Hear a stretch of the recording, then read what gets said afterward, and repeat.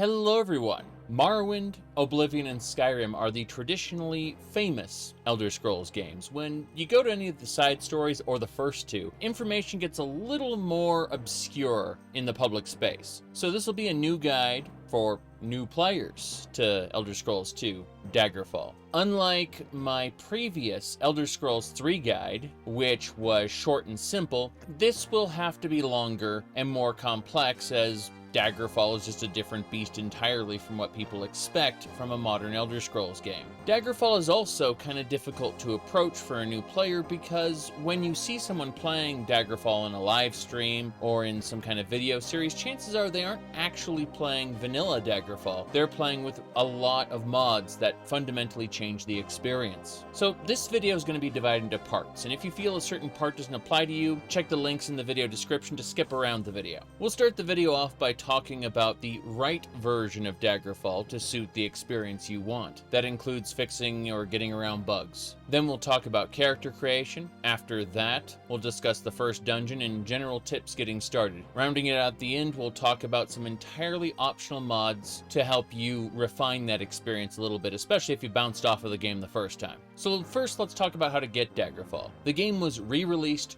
for free by Bethesda on the internet many years ago, before it was moved to Steam and GOG, meaning that you can download it pretty much anywhere. Note that if you're downloading it from GOG, make sure you get the Elder Scrolls 2 Daggerfall version from their store and not the GOG cut for Daggerfall Unity. The GOG cut is often the default entry in a lot of people's Google searches, and unfortunately it's running an outdated pre-release version of Daggerfall Unity containing bugs, crashes, and outdated mods. If Steam and GOG aren't your thing for whatever reason, you can grab a copy of Daggerfall at the unofficial Elder Scrolls pages, or UESP for short. Under Daggerfall in the sidebar, hit Technical Information on the main page and then click Files. On the Files page, you'll find two options, Daggerfall Setup and DF Install. This is where there are important differences in versions. Daggerfall was designed in a time before we had college courses for game design and any kind of unified, publicly accessible game engines. Bethesda had built their own X engine from scratch for their games, and to say it was a little buggy is an understatement. DF Install is an outdated, not fully updated, on-release vanilla experience. You are in for falling through the world, clipping through walls, having unobtainable quest items, having your quest fail due to certain issues, and despite the limited save slots, those saves can become corrupted and unplayable in some extreme cases. If anyone tells you that the on-release version is fine, they've either been exceedingly lucky or they're lying to you. So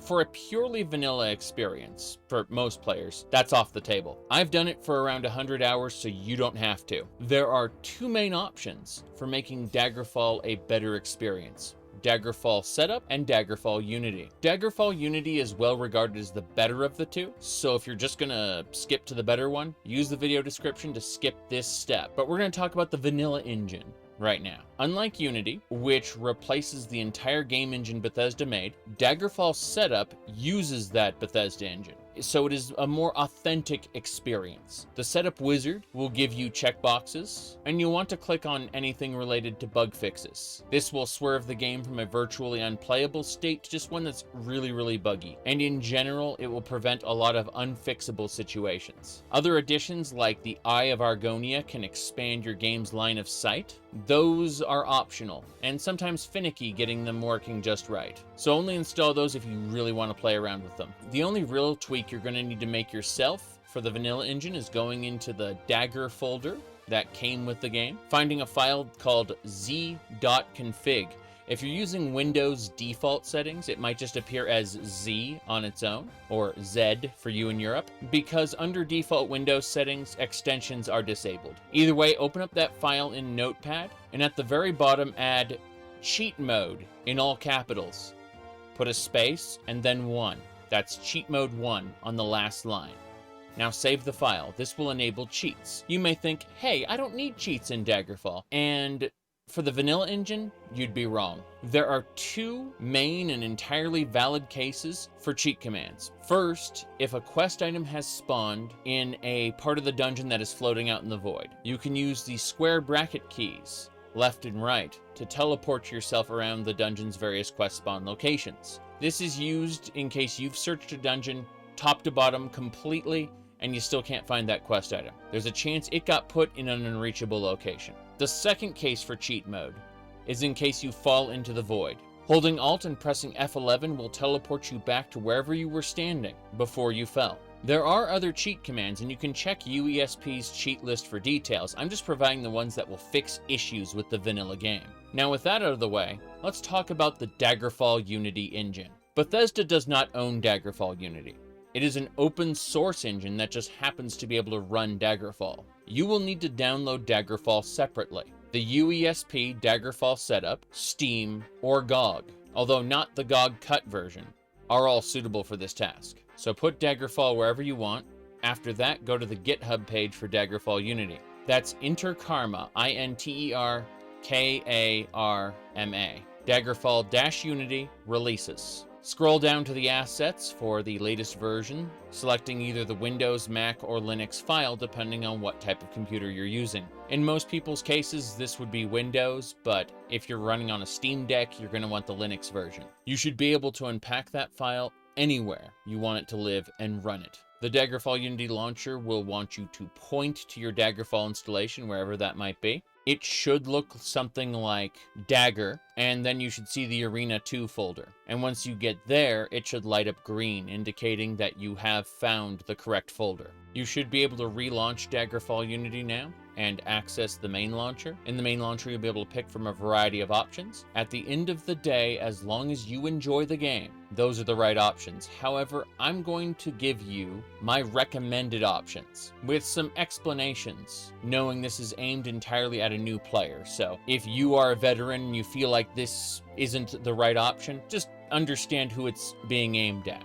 First, I recommend swapping health and fatigue. In Daggerfall, health is green and fatigue is red. Every future game flips these, and this will help you get a more consistent experience. Next, swinging mode. In vanilla, this treats your mouse like a motion controller. When holding the attack button, you will swipe your mouse back and forth in order to execute swings. This is really cool, and I like it very much. However, it makes combat more difficult. Therefore, I recommend swapping it to click. This brings it in line with the rest of the Elder Scrolls series. If you are a controller user, make sure to click Enable Controller. Controllers are not available in vanilla Daggerfall, and this is a Unity version exclusive. Now, there is no harm in just hitting play from here, especially if you don't want to tinker around with the game's internal settings. You can just skip to the next section of the video. But assuming you want to fully customize things, click Advanced. There are several tabs at the top of the screen, and in the Gameplay tab, Start in Dungeon is the default way Daggerfall was meant to begin. The starting dungeon can be thought of as a proving ground for how strong your character build is. However, there's nothing stopping you from running past all the enemies to the exit of the opening dungeon. I do recommend starting with it on, and we'll discuss that dungeon and getting through it later. Toggling it off is good for creating quirky characters you know will have a hard time getting through the starter dungeon, or builds where you already know where you want to go and what you want to do and you feel like the starting dungeon is a waste of your time. Next up is the smaller dungeons option. Daggerfall has a handful of handcrafted dungeons that are tied to the main quest and are always the same size. But it also has thousands of randomly generated dungeons in preset locations across the world map. When you do faction quests, those random dungeons are where you're going to be sent to. While Daggerfall is first and foremost a dungeon crawler, some people can be overwhelmed by the large dungeons, and this option will cut down most of them into a single tile chunk, when most dungeons are somewhere in the range of 2 to 5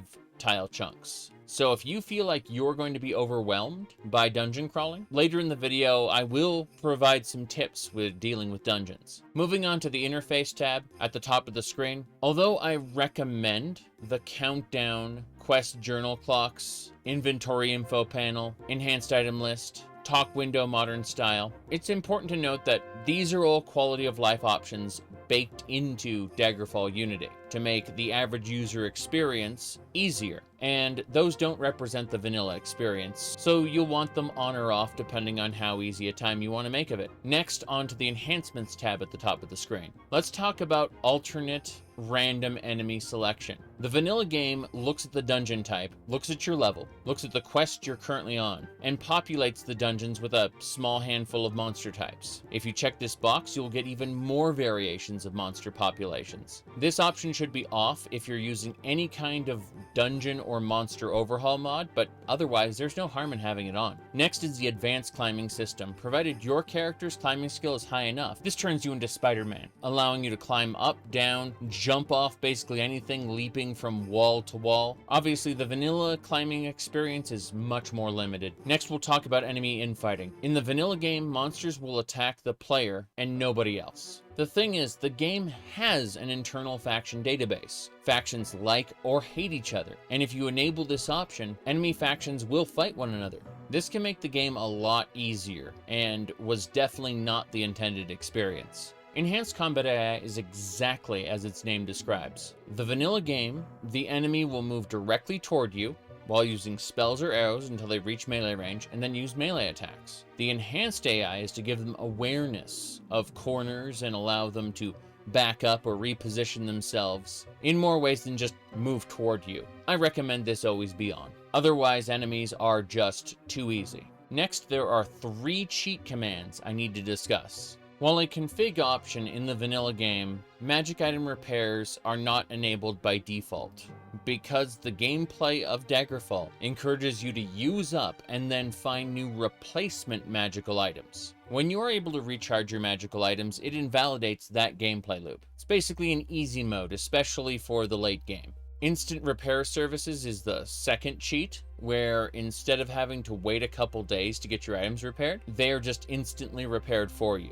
Having to wait encourages you to carry an extra set of gear in your wagon and swap between the 2 sets, remembering to come back to town and pick up your old set when it's finished being repaired. Alternatively, it encourages you to hang around town and deal with shops or training for a couple days. The point is, enabling this cheat changes player behavior, focuses it toward the dungeons and not much else. The third cheat is guild quest player selection. Normally, when you request a quest at the guild, you are given an offer that you are absolutely allowed to decline. You're supposed to ask 2, 3, maybe even 4 times until a mission is given to you that you are willing to do. Then you accept it. Enabling the player selection means you're just given a menu of quests to choose from. This can cause a problem wherein the player is never pushed out of their comfort zone and will always choose the path of least resistance, never being offered any kind of harder work. Now, there's no shame in using these cheats to cover your ideal gameplay experience, but understanding why these gameplay elements are the way they are and how they contribute to Daggerfall's experience is important. Moving on from the cheats, equipping bows in left hand only is an option to allow players to quick swap between a bow and a one-handed weapon. Next, let's talk about lighting.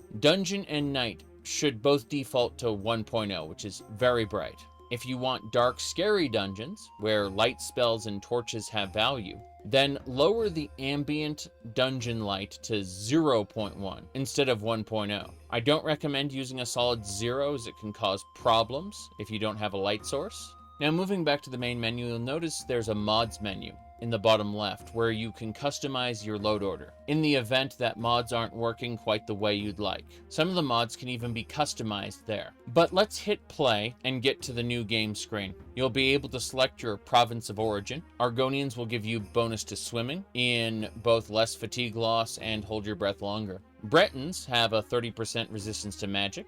Dark Elves have a bonus to damage and hit chance equal to their level divided by 4. This makes them the second strongest melee user. High Elves have immunity to paralysis. Khajiit have bonus to climbing. Nords have 30% frost resistance. Redguards have the same bonus to hit chance and damage as Dark Elves, but their level divided by 3 instead of 4, making Redguards the strongest melee fighters in the game. Wood Elves have the same bonus as Redguards except for archery instead of melee. Next, you will have 2 boxes stacked atop one another. You will be able to choose your class from a list, or the bottom option, generate a class. Generating your class is by far the worst of the 2 options. So let's assume you use the top option.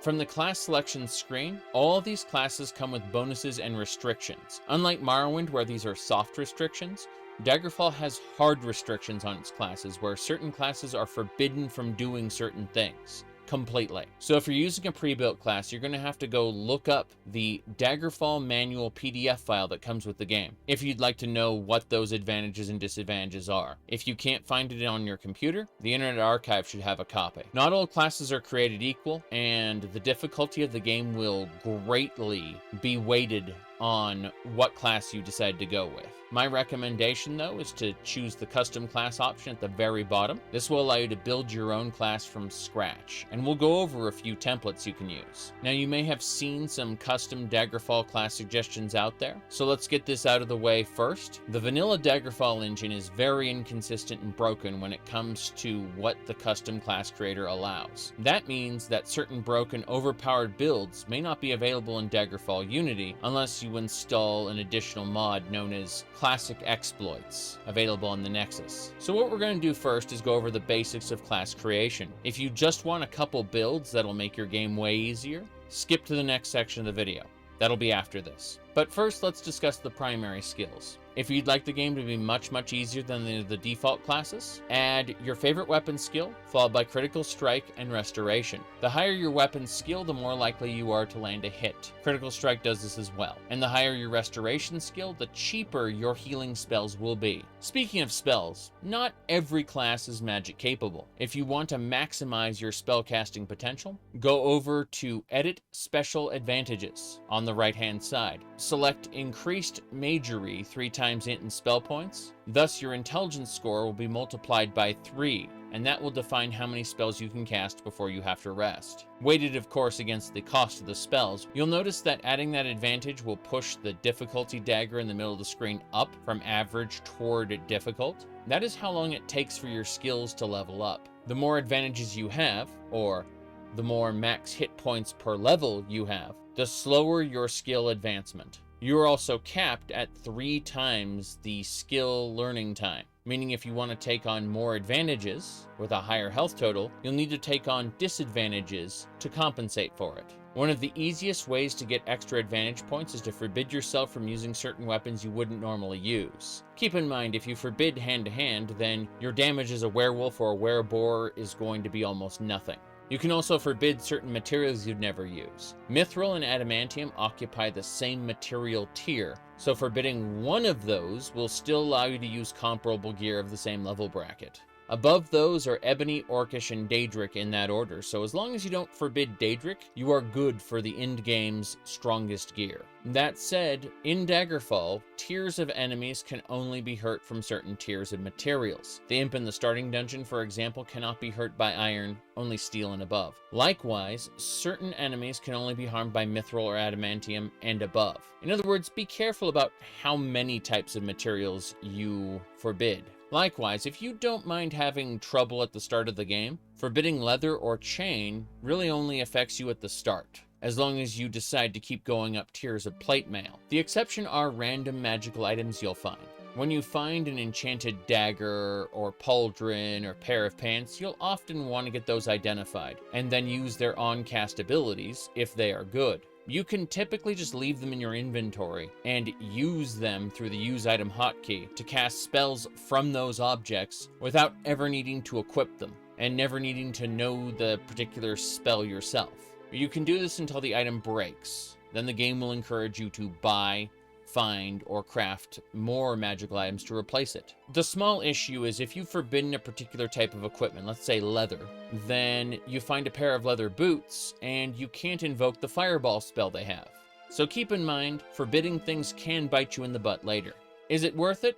Usually, yes. That said, if you forbid staves, for example, you won't be able to use the Wabbajack. If you forbid bows, you can't use Ariel's bow. There's a lot to think about when it comes to artifacts if you want to use those artifacts in your game. In other words, there are no free disadvantages, unless we're talking about the vanilla version of the game. Due to inconsistent rules regarding immunities, you can grant yourself immunity to magic and critical vulnerability to poison, disease, and paralysis. And the immunity to magic will overwrite all 3, giving you free skill difficulty. That's only in the vanilla version of the game, mind you.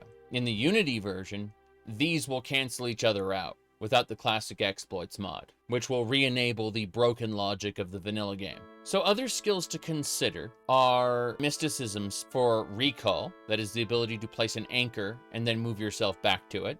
This is great for dungeon crawling. And thaumaturgy for a levitation spell that will let you fly around and not have to rely on climbing and jumping. Sneak will go up passively as you crawl through dungeons. Much more in larger dungeons versus the smaller dungeon option. The point is not necessarily that you should use Sneak and your build, but rather just know that your character will continually get better at Sneak as long as you dungeon crawl, even if it's a miscellaneous skill. Meaning that eventually, backstabbing will be a valid skill as long as you use melee or archery, even if you never invested directly in Sneak. Now, a successful backstab roll does triple damage. If you think you're going to be hauling back a lot of loot from dungeons, the mercantile skill will help you buy for less, sell for more. Beyond that, let's talk about the social skills for a second. Etiquette and streetwise skills are checked whenever you attempt to talk to an NPC with either the polite or blunt option enabled. The reason you'd want to use these options is you may talk to an NPC normally and they don't want to talk to you. They don't like you. You can try to overcome that dislike by using a tone of voice that they are receptive to, and it will do a skill check. Additionally, if you are arrested and you attempt to plead your innocence before the court, you can use the etiquette skill to debate or the streetwise skill to lie. Note that your chances are based on your skill, the personality stat, as well as your legal reputation in the kingdom you're in. That means if you're arrested for a crime a second time in the same kingdom, it'll be harder to convince the court a second time until your reputation in that kingdom has normalized over a year or two. So my general advice for speech skills is to pick one of the two, whichever one fits your character the best. Etiquette for somebody who deals with nobles, streetwise for somebody in the Thieves Guild or Dark Brotherhood, and just put that skill in your minor skills section. Next up is the swimming skill, and it's really only needed for players who don't pick up the thaumaturgy skill, as there is a very cheap spell called buoyancy, both cheap in terms of cost to buy and cost to cast. It will allow you to swim very quickly and ignore armor weight while doing so. Similarly, the jumping and climbing skills are only valuable if you don't have the thaumaturgy for levitation. Now, medical skill does two things. First, it governs how quickly you regenerate health while resting, and secondly, it determines how quickly you can diagnose a health problem. You see, the way poisons and diseases work is you'll be afflicted by them, but not know what is causing your problem until your character automatically diagnoses the problem. This happens with the medical skill. So even if you have restoration, knowing when to cast Cure Disease or to drink a Cure Poison potion will be reliant on your medical skill. As travel can take days, weeks, or even months, you can die of a disease if you don't treat it before traveling. This makes the medical skill especially useful if you didn't take immunity to disease as one of your class's special advantages. The running skill, on the other hand, is always useful regardless of your build, not just in dungeons but in towns as well, and will reduce the stamina drain while you're sprinting around. The last skill I'd like to make note of is the dodging skill. In the vanilla game, even with the latest version and Daggerfall setup's bug fixes, it is still so horribly bugged that it actually reduces your chance to hit enemies the more it goes up. In Daggerfall Unity, this is fixed and gives you a chance equal to your skill divided by 4 to avoid all damage. In other words, the dodge skill is great in Daggerfall Unity, but do not use it in the vanilla engine. So before we go any further, let's look at the stats on the sidebar. You notice they're all 50, but you can reduce one of them and use those points to increase another stat. Don't worry about this too much, as you'll be able to roll finalized stats later. But if you want to weigh those stats in a certain direction, you can do that now. The suggestions for that would be to either boost agility for melee or archery, or if you're doing spellcasting, boost intelligence. Either one at the cost of a little bit of personality or a little bit of willpower. But not too much though, and again, you'll want to be able to boost those stats further through character creation. You don't want to cripple any aspect of your character by having their stats too low. For the vast majority of characters, flat 50s in all stats are fine at this stage. Once you finish setting up your max hit points per level, advantages, disadvantages,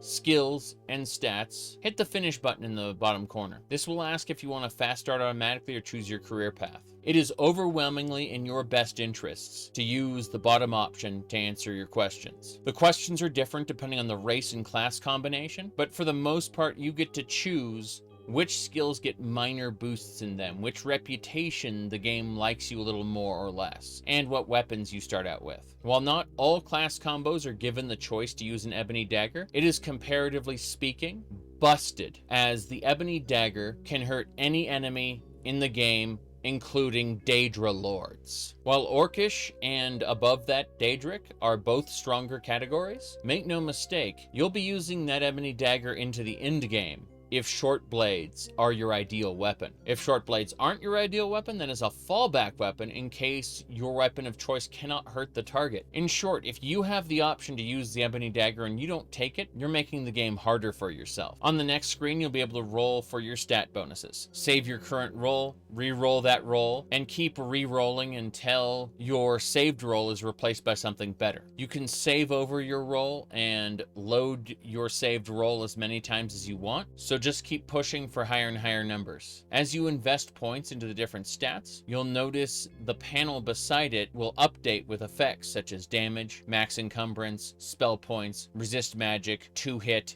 hit points, and healing rate. If you're playing melee or archery, you can give yourself a leg up by reaching either the 60 or 70 agility thresholds, which will give you either a +1 or a +2 to your hit chance, which is huge. If you're playing a spellcaster, then you'll want to raise your intelligence so that you can take advantage of the 3x int and spell points advantage. No matter what you do, endurance will not only determine how fast you heal, but how many hit points you can gain per level. Strength is a little more granular than agility, and every 5 points over 50, that is to say 55, 60, 65, so on, will award you +1 to your damage roll, as well as allowing you to carry more. But really, you should just push to get as many stats to or above 60 as possible, focusing on what is good for your build, either agility or intelligence. Some people have had success pushing strength only, but you typically want to have at least a decent roll in agility to complement your strength. The final option you'll be given before you enter the opening cutscene is reaction time.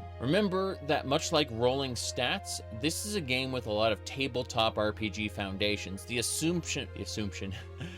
assumption by the developers is not all players here play action games and may want a slower, more considered set of gameplay circumstances. That's where the slow reaction time comes in. Enemies will have an increased delay between attacks on a lower reaction time, and the fastest reaction time just lends itself to Morrowind, Oblivion, or Skyrim in terms of gameplay. So if you usually have a hard time with action games, you can set the reaction time low. However, if you prefer action games, then set the reaction time to high, and as a reward for that, your skills will level up just slightly faster. Either way, once you've confirmed, you'll be playing the opening cutscene, and unless you unchecked Start in Dungeon in Daggerfall Unity, you'll start in Privateer's Hold. We'll talk about walking or sprinting your way through the dungeon in a little bit, but first I'd like to cover some character builds that you can make with the class builder.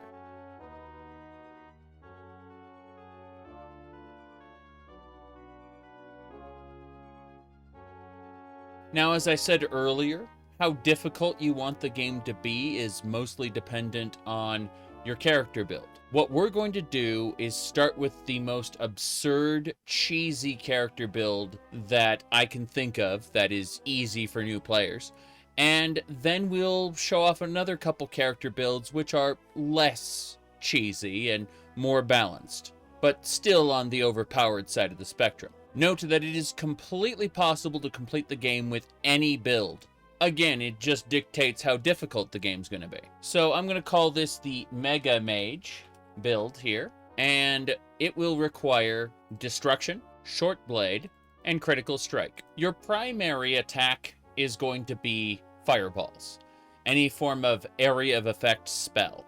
You're going to be using a lot of area of effect spells constantly. If for any reason you somehow run out of magic, which should be almost impossible, you can fall back onto your Short Blade, which, if we get the character creation right, will be an Ebony Blade, which will be an basically end-game weapon. So after assigning your skills, immediately go to the Special Advantages tab and add Increased Magery 3x int and spell points. Anytime you want to make a magical character, you should be using this specific setting because it gives you the largest spell point pool you can possibly have.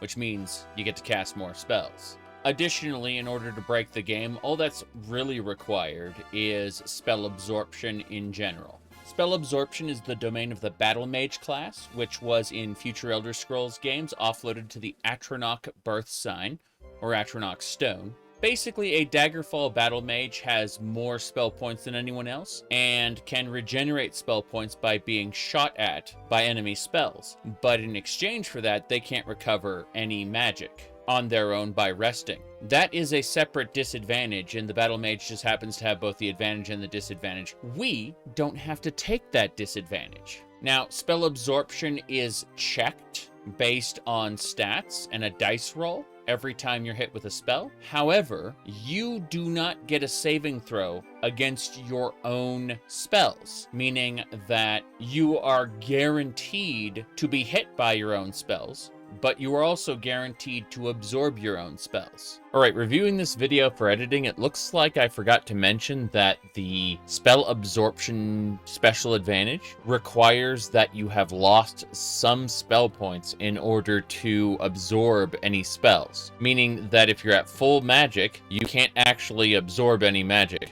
Since you use up spell points in order to cast a spell, you can always regenerate your own spells. But if you're looking to absorb enemy spells, you're going to have to be down a certain amount of spell points in order to absorb that spell and not take damage from it. You are also guaranteed to absorb your own spells. Thus, we will go to the Mages Guild, acquire an AoE spell, or create one at the Spellmaker, and that will carry us through the entire game, because we will be able to reabsorb the magic that we released from the spell, thus spamming spells repeatedly to win the game. You'll notice that the difficulty dagger has moved up. If we decide to have more max hit points per level, we will kind of hit the 3.0 mark pretty quick, and at this point we are no longer able to make our character because we are past the red zone. So we'll add a special disadvantage, say forbid ourselves from using any sort of missile weapons because we don't use archery, we use fireballs. Maybe we'll forbid ourselves from using tower shields because they're too heavy, or maybe we'll forbid ourselves from using orcish armor because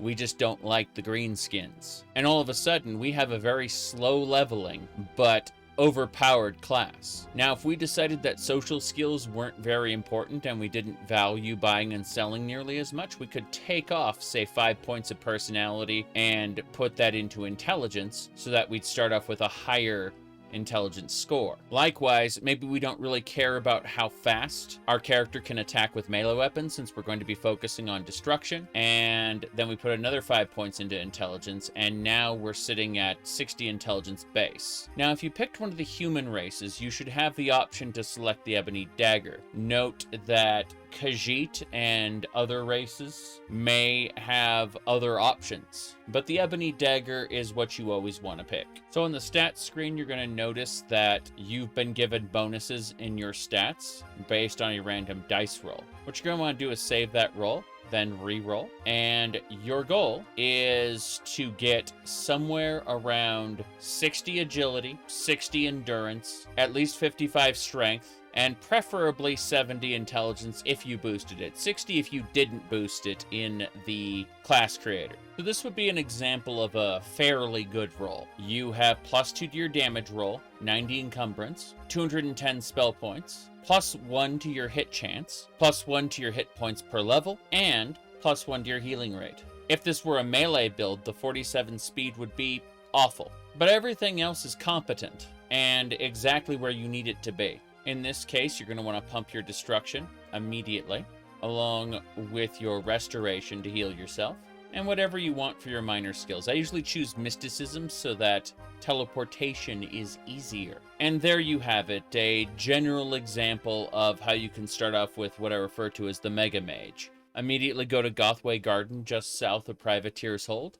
Join the Mages Guild, get yourself an area of effect spell, like a fireball, and as long as you have that fireball hit close enough to where you are getting hit with the splash damage, instead of taking damage, your spell absorption will just give you your mana back. It is a completely busted way to play the game, and it is what I would refer to as easy mode. So let's look at something a little more reasonable, a little more balanced. So instead of focusing on destroying the entire game with an absolutely absurd area of effect spam, we can go for something a little more conventional, doing most of your damage with a long blade. Feel free to change out long blade for axe, blunt weapon, or short blade. Noting that while hand-to-hand is possible, it will be suboptimal until you become a werewolf or wereboar later in the game. And if you plan to use archery, make sure you double up with a backup weapon. I suggest pushing either illusion or etiquette out to make room for that. In addition, Wood Elf is the optimal race for archery, as opposed to Redguard or Dark Elf being the first and second picks for melee. In the special advantages, I still recommend increased magery 3 times int and spell points in order to maximize your usages of restoration, mysticism, and thaumaturgy. Spell absorption is actually very expensive, so if you aren't going to exploit it like the previous build, you can do fun things like athleticism, which in the vanilla game basically does nothing noticeable. However, in Daggerfall Unity, it will make the character lose fatigue either 10 or 20% slower, depending on if you're enhanced by a magic item, and increases your jump height by 10 or 20%. Now, fatigue works differently in Daggerfall. It's for the whole day. It's not per encounter like it is in Morrowind. So it's generally good if you plan to be exploring a dungeon for long periods of time without resting, to have a lot of stamina. Instead of athleticism, you may want to consider expertise in your weapon of choice, which is actually relevant throughout the entire game. The formula is +1 to accuracy per level, and your level divided by 3 for bonus damage, as long as you are using the weapon that matches the expertise, which should in theory be a major skill. So the higher your level, the more effective it is. It's going to see you through the entire game. Alternatively, consider giving yourself immunity to disease, poison, and paralysis. If you are playing on the vanilla engine, you need only give yourself immunity to magic, and it will count for all of these. In vanilla Daggerfall, you were able to give yourself just a flat immunity to basically every status effect in the game. In Daggerfall Unity, immunity to magic only applies to non-elemental damage, leaving the status effects to be their own thing. In Daggerfall Unity, the classic exploits mod can be installed to replicate this vanilla behavior, but having spoken to Daggerfall developers, it does seem like this was just an oversight and wasn't intentional design, making the Daggerfall Unity fix more or less intended behavior. That said, play the way you want to. Disease, poison, and paralysis have a tendency to end new players' adventures very quickly, so perhaps for your first character, this might be a good consideration, especially if you're not abusing the hell out of the Fireball cheat that I described in the previous build. Now, if you decide to modify some stats, I do not recommend reducing speed for a melee-centric build, or even an archery-centric build, but only a magic one.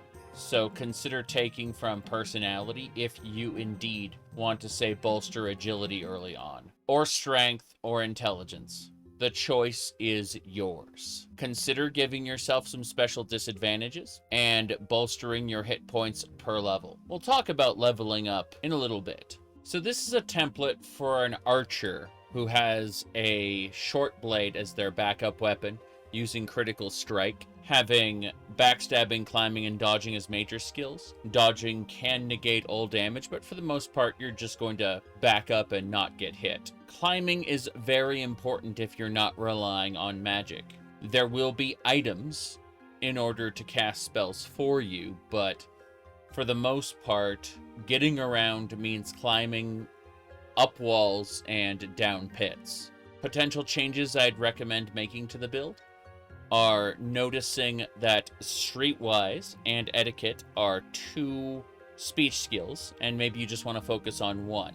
So swap that out either for Swimming or Mercantile. Swimming will allow you to get through deadly water areas better, at least as long as you don't have the Buoyancy spell. If you get an item that will cast Buoyancy for you, then Swimming is no longer really a consideration. However, Mercantile skill, that is buying and selling, will always be relevant, especially in the late game, where repairing items gets very expensive very fast. Now, in order to min-max a non-magical character, we are noticing the character does not have increased magery at all. In this case, we're not going to bother with any of them. Instead, we'll go to the special disadvantages and actually give you the character the inability to regenerate spell points. Notice how the difficulty dagger went from average to in the red?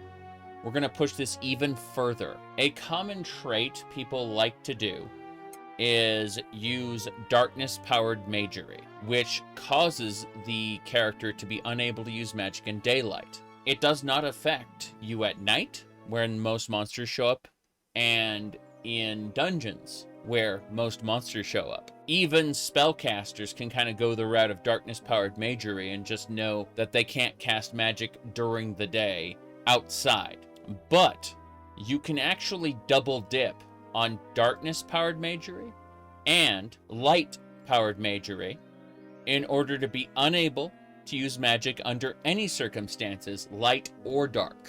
You are forbidden from using magic at all. So at this point, being a non-magical character, you're pretty set. So having completely forbidden your character from using magic or regenerating magic points, we're going to increase the hit points per level all the way to the top, which, as you can see, still puts you into the easy range in the red. You cannot create a character that's in the red. So what we're going to have to do is we're going to have to edit some special advantages for the character. My first recommendation is expertise in whatever you plan to use. Archery is considered missile weapon. Additionally, giving yourself adrenaline rush will increase your chance to hit, and athleticism will reduce your fatigue loss.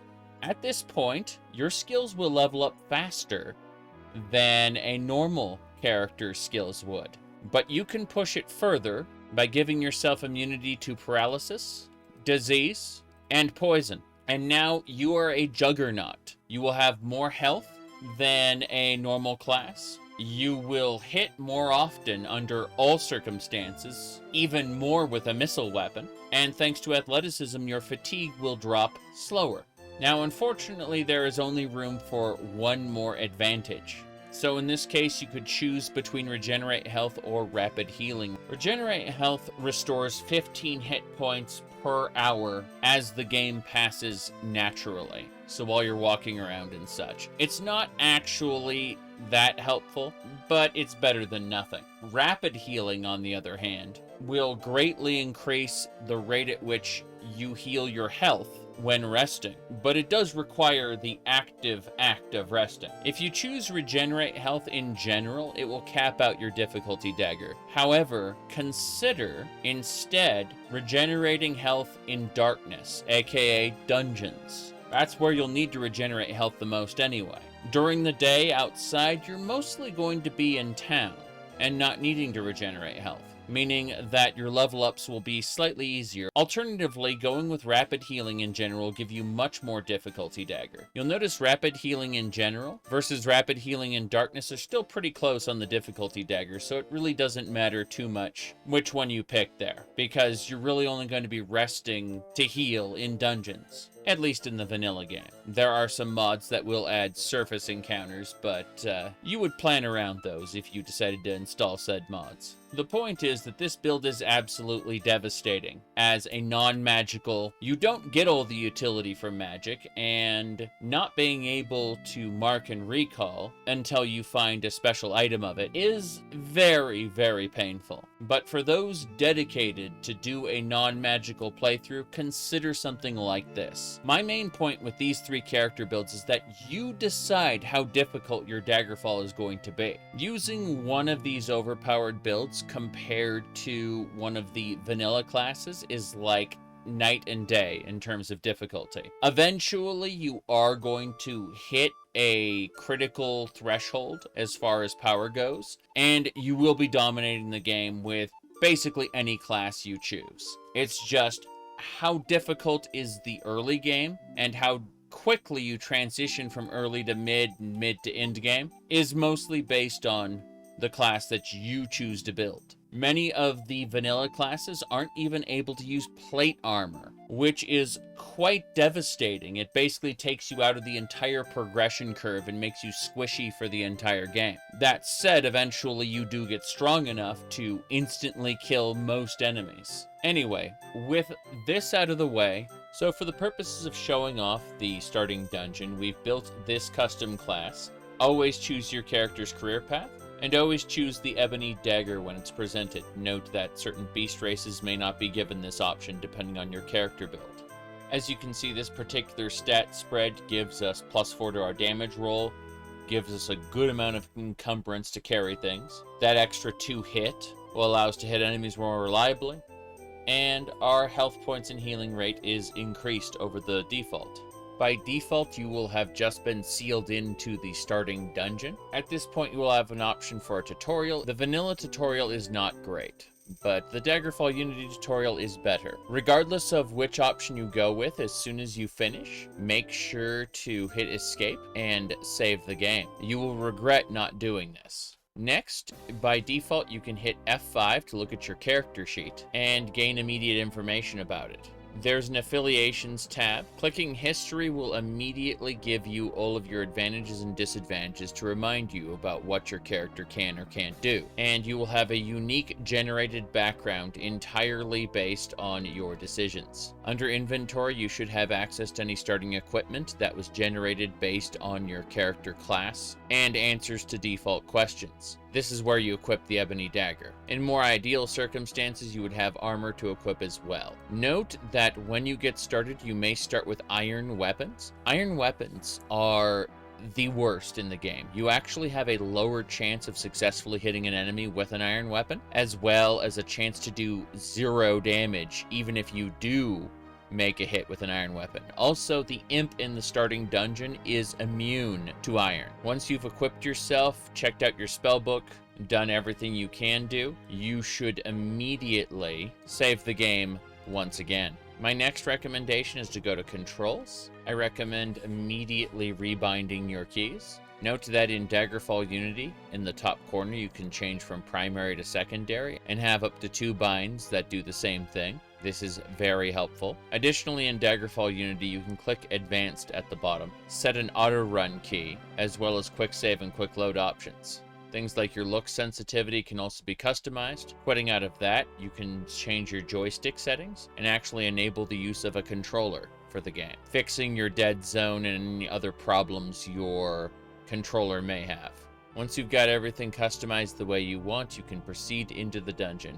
Make sure to draw your weapon, as you will be attacked right away by a rat. The starting dungeon is the proving ground to see if you've got a good character build or not. A lot of the default classes will actually fail this, but the most important thing about the starting dungeon is that you will get loot that you can then take to the nearest town and sell for proper gear. My recommendation is, when you're just getting started, to save often. The first door on the left contains an imp, a monster that you typically want to avoid unless you are very confident in your character build.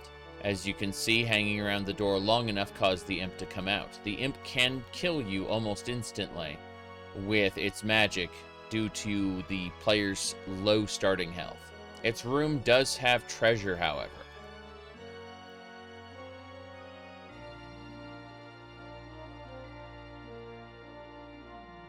As you can see, with a good character build, most enemies will die in 1 or 2 hits. But dice rolls are always being checked, no matter what, so sometimes an enemy that you feel should die in 1 or 2 hits may take 4 or 5. As I mentioned earlier, there's a tier system from leather to chain to plate. You can find higher tiered gear in the starting dungeon. Not all classes are able to use plate mail, at which point they are basically locked out of a majority of the game's item progression. So unless you want to make the game more difficult than it should be, you should definitely not use any of the default classes. And if you do decide to use them, refer to the manual to see what you are and aren't forbidden from using. The skeleton will be the first major test of your character's abilities. It can and will kill most people early on.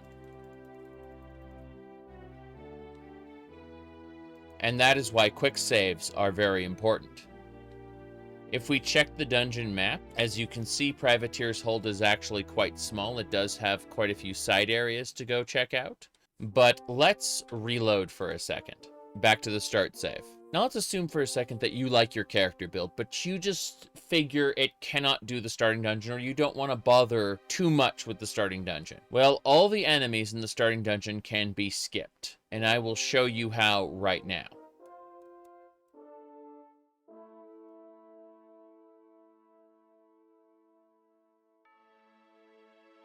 This is why the start in dungeon option is in Daggerfall Unity an option, because in reality, you can skip most encounters simply by walking up here and pulling that switch. The throne will rise up. The bats may be a problem, but you can sprint past them. Going up and turning to the side, you'll notice that there is a door to the right, and immediately another exit. If you chose to not use the start in dungeon option, this is where you would start, right outside Privateer's Hold.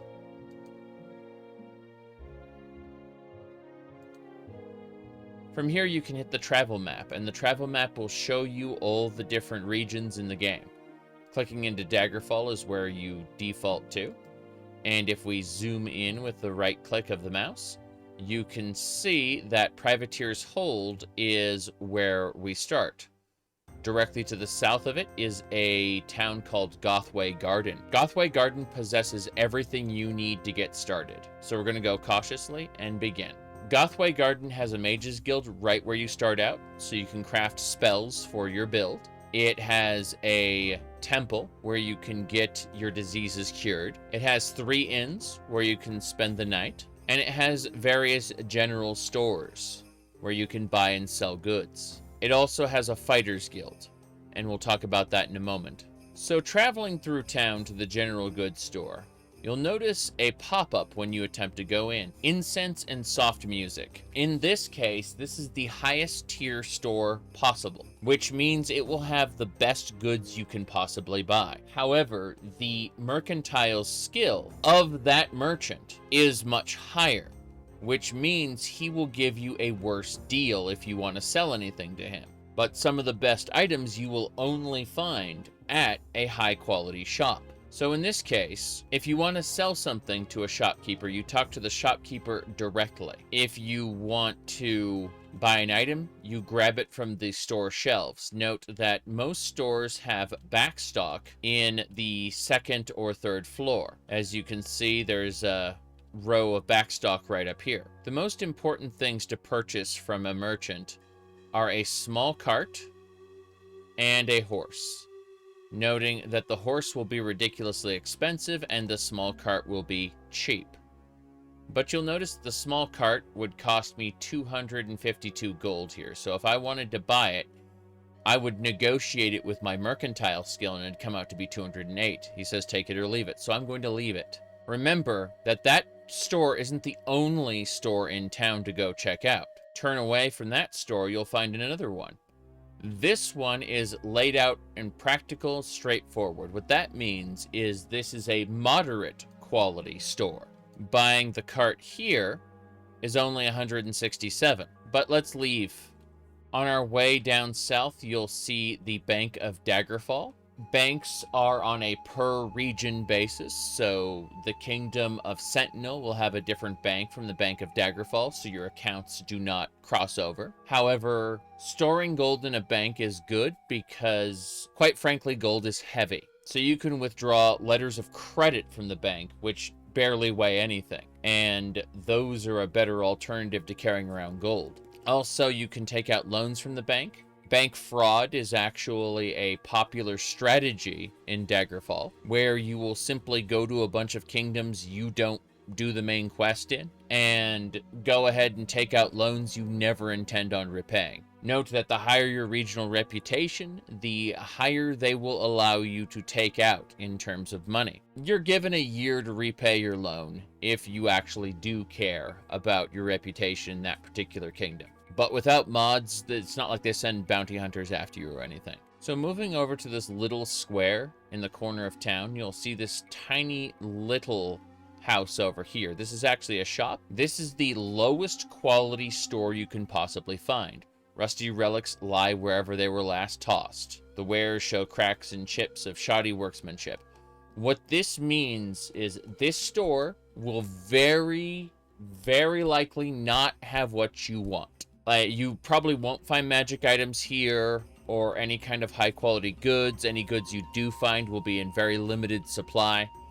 Generally, what you want to do is you want to sell items to these guys because they have low mercantile skill. In this case, we will sell to him immediately the extra swords we have, and you can see we get 45 gold off that right off the bat. Immediately going over to purchase the small cart, you'll see that it's 105 gold, even less than the alternatives, because the merchant who's running this store, his mercantile skill is fairly low. Unfortunately, a horse is still far out of our reach, but that's really all you need to know regarding shops.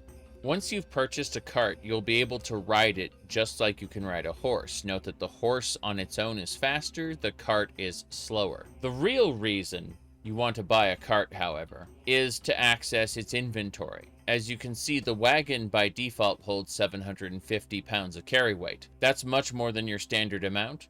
We created a fairly beefy character build and can only carry 105. If you look online and you see either the character or the cart is able to carry an obscene amount, that's usually due to mods. Note that time of day matters. At this point, it is 8 a.m., but the Mages Guild opens at 11. Our character can't even join the Mages Guild because we don't have any appropriate skills high enough. Guild membership and advancement are based on how skilled you are in the appropriate topics. So this is a good time to mention that the Fighters Guild requires that you be skilled in at least one weapon. If you aren't, they won't even let you join them. So pure hand-to-hand characters are actually barred from joining the Fighters Guild entirely. Now let's go ahead and wait until the Fighters Guild is open.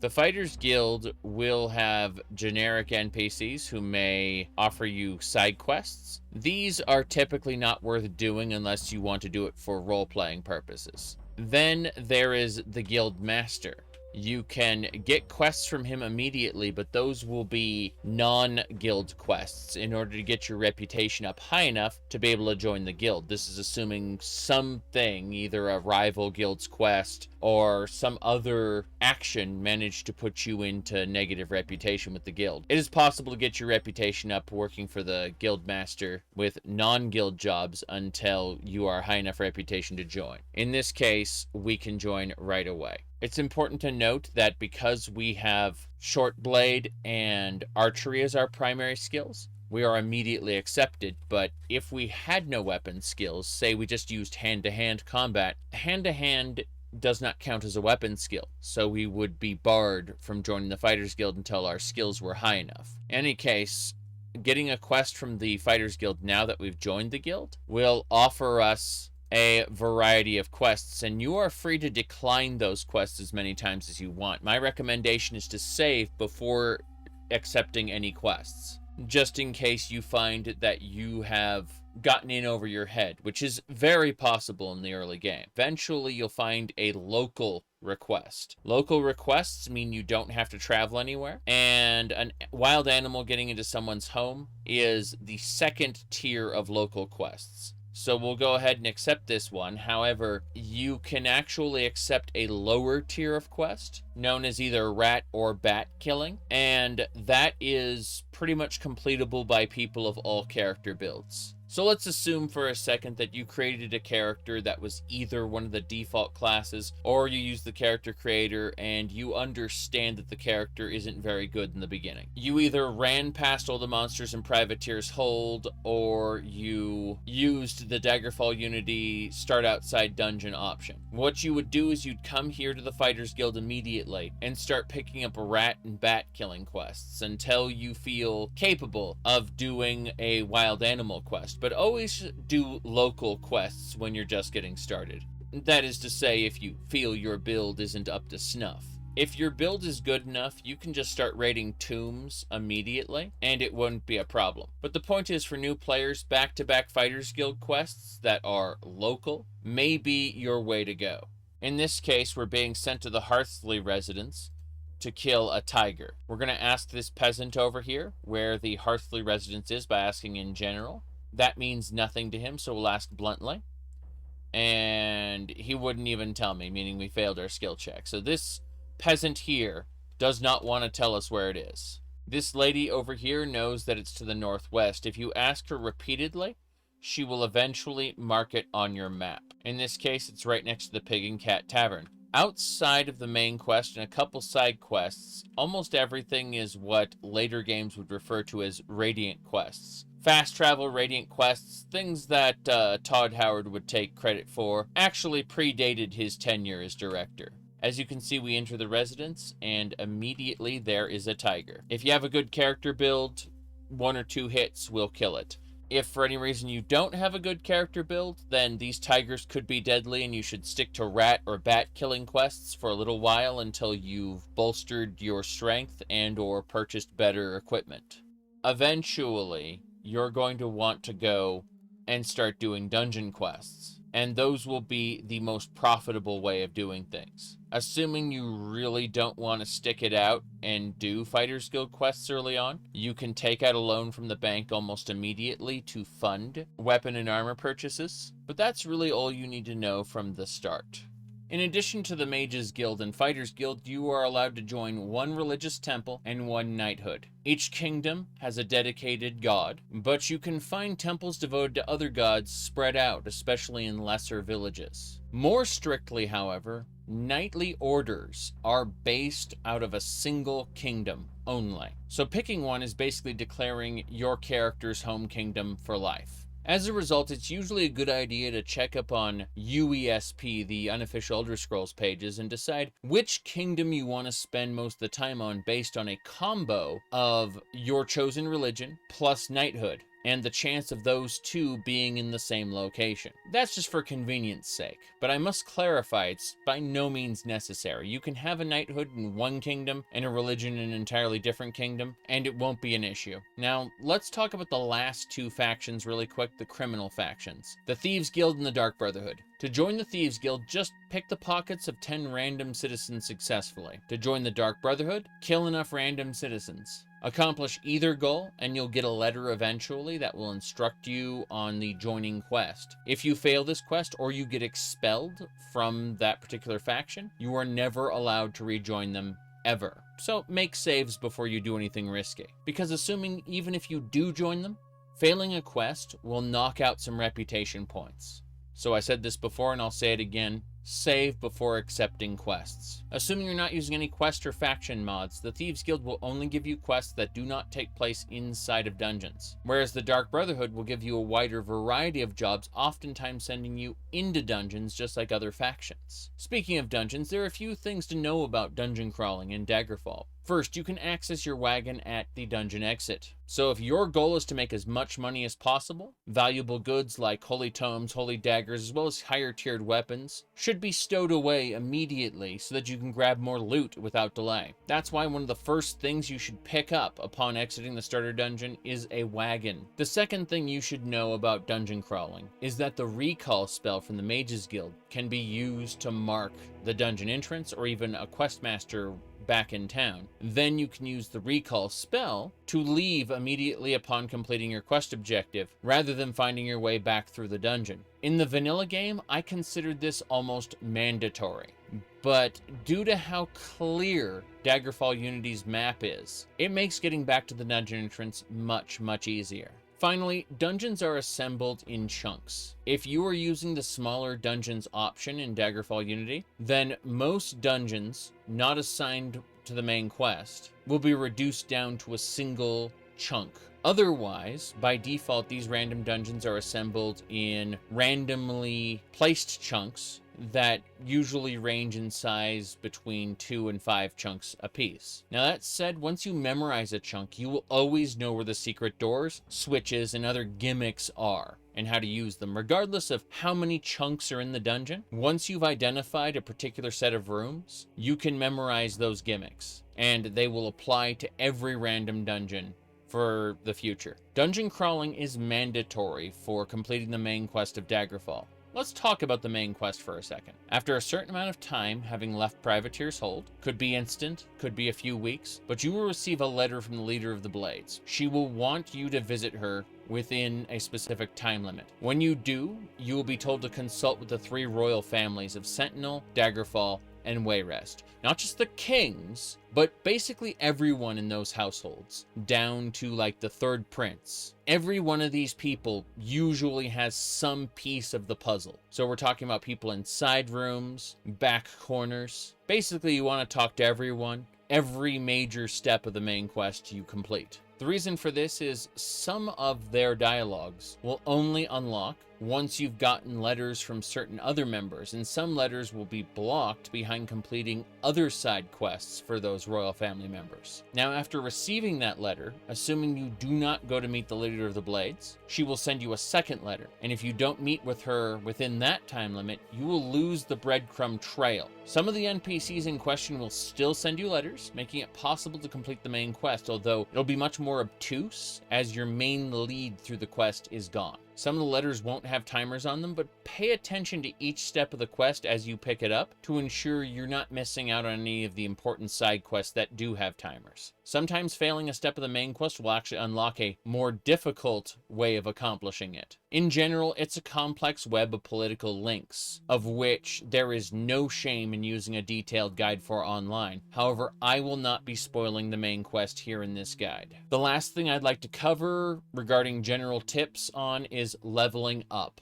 When you rest, skills that have reached the required threshold to level up will do so. When enough skills have been raised, you will increase in level. At that point, a bunch of dice rolls will happen. That's why you want to get in the habit of saving before you rest every single time. Not only because you can be ambushed in your sleep, which absolutely can happen, but also because you can level up wrong. The number of stat points you receive and the HP you acquire per level is random. The game can be completed beginning to end, taking whatever the game gives you when you level up, but you should understand, depending on how the dice rolls work across your playthrough, a level 10 of the same race, class, and equipment may be far stronger or weaker just because of random chance. That's why you should either not care, but understand it's happening, which is fine, use a mod to normalize your level ups, or save scum your level ups to being at least something reasonable. One of those 3 options. So, with all of the tips out of the way, let's talk about mods. Obviously, you should try to play the game as vanilla or close to vanilla as is reasonable in your first playthrough. But let's go over a couple anyway. For the vanilla engine, you should consider grabbing a save editor from UESP's Daggerfall files section in the event you run into an impossible to recover glitch with the factions or something along those lines. You'll be able to edit your save file to recover from it. This is basically your only recourse in the vanilla engine. In the Daggerfall Unity engine, there is a command console where you can use no-clip and you can edit quest states and do various things within the Daggerfall Unity engine. So a save editor is almost never necessary in that regard. Now, most of those broken quests and faction issues have been solved in the base Daggerfall Unity. So with the vanilla engine out of the way, let's talk about Daggerfall Unity mods now. To install Daggerfall Unity mods, you're going to have to go into your Daggerfall Unity folder, then Daggerfall Unity data, then streaming assets. And there will be a long list of files, which you're going to want to use to install mods. Most mods go into a folder titled, oddly enough, mods. However, pay attention when installing some of these because some will ask for weird folders like quests, quest packs, textures, sounds, so on. Put them in the appropriate folders. Some will ask for flats, which also goes into the streaming assets folder. If one asks for flats, make a flats folder inside of streaming assets. But that's typically how mods are installed. You just double-click into the zip file, then drag the files from the zip file into the mods folder. or whichever other folder it's asking for. So let's talk about general bug and design fixes first. We'll go about adding things to the game afterward. First is the unofficial block and location model fixes. This mod corrects a lot of the torn architecture where the procedural generation was just a little bit off, leaving holes in the environment. Next is the fixed dungeons exterior mod, which just ensures that the outsides of dungeons conform to their type. A castle will be a castle, a graveyard will be a graveyard, a farmhouse will be a farmhouse. Because oftentimes in the vanilla game, the procedural generation kind of just failed and it ended up as like a door in the ground. Next, the fixed dungeon quest markers mod just ensures that quests won't break when you use the small dungeons option in Daggerfall Unity. It ensures that every dungeon, no matter how small, has a place to spawn a quest at. The red brick replacer simply takes the teleporters and gives them their own texture instead of relying on the brick model that the vanilla game uses. Not every brick wall is a teleporter, and with this mod you'll instantly be able to tell which is which, instead of hitting the use key on every brick surface. So that's it for the fixes. Let's talk about quality of life mods now. First, I'd recommend rest warning if unwell. This is highly recommended for new players. Remember when I mentioned the medical skills needed to diagnose whether you're sick or not? This mod will throw up a warning if you have an undiagnosed disease attempting to travel, so that you don't instantly game over when attempting to make a long travel. After that, I recommend the Mighty Foot mod, which allows you to use hand-to-hand combat via your K key without unequipping your two-handed weapon. This is very useful for knocking down doors, assuming you failed the lockpicking check, since swinging your weapon at a door would damage the weapon. Next, I recommend the convenient quest log as an easier way to read what's going on. This is comparable to the changes that Morrowind made between its initial release and the update for the Tribunal expansion, which overhauled the quest journal. Finally, if you care about how your level ups turn out, but you don't want to save scum them to be decent all the time, try the level up adjuster mod and set your ideal level up's score. You can adjust the mod in the bottom left mods menu in the launcher before you actually launch Daggerfall. And there's even a curved leveling option where your level ups start larger and taper off at higher levels. So with all the fixes and quality of life out of the way, let's make one very large addition which will help new players. I recommend the Archaeologist Guild mod. Entirely fan fiction, yes. However, it is well constructed and will fit the game fairly well. They are a rival guild to the Mages Guild, so be careful which jobs you take on in case it nukes your Mages Guild reputation. But the benefits outweigh the negatives. The real reason I recommend this guild to new players is that you will receive an item called the Locator device for each Archaeologist Guild mission. This device requires that you map out the majority of a dungeon, but once it can be activated, it'll place an overlay where you can see it through walls. That overlay is marking the quest target's spawn point, allowing the player to easily find the general area where the quest target is. Additional locator devices can be purchased for a hefty sum, but they will help new players find quest targets for quests for other guilds, even the main quest. Quick access to potions and other locator devices make this guild somewhat of a cheat compared to vanilla game balance, but I feel like that's okay for new players who are just trying to get grounded in this world. Remember, Daggerfall is a lot harder and a lot more convoluted than Morrowind, Oblivion, or Skyrim. So coming from the average gamer sensibilities of today, every little bit helps, at least in the beginning, until they can take the training wheels off, so to speak. But at the end of the day, you can always just not use the services they provide if you want. That is the joy of modding. You can use how much or how little you want, it's up to you. Same for Daggerfall's character builds. While there are tons of other mods you can use, from quest packs to added systems to mechanical overhauls to world overhauls. This, however, what I've shown you thus far is where I draw the line at suggesting things to new players. So with that out of the way, I hope this guide has helped some people who perhaps bounced off of the Elder Scrolls 2 the first time to be able to play the game successfully. I'll be doing a follow-up video talking about Daggerfall Unity modding, specifically the way I play the game, because it is not representative of the vanilla experience you'll be getting here from this guide. When that video's up, I'll make sure it's linked below. Until then, I'll see you on live streams and in the next video. Have a good one.